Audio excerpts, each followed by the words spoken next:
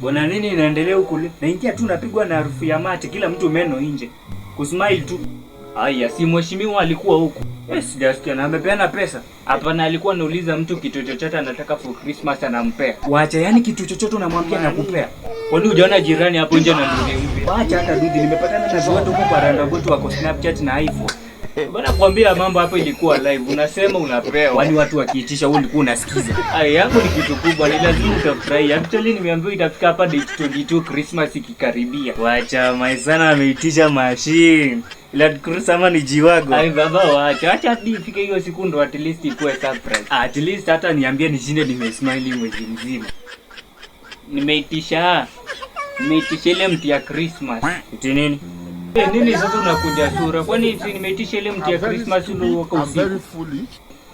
Bwana toka hiyo uvute bangi uko wazimu unisahau. Baba ni nini unakaji? Kwani ni uliulizwa ama ni mimi? Utatoka.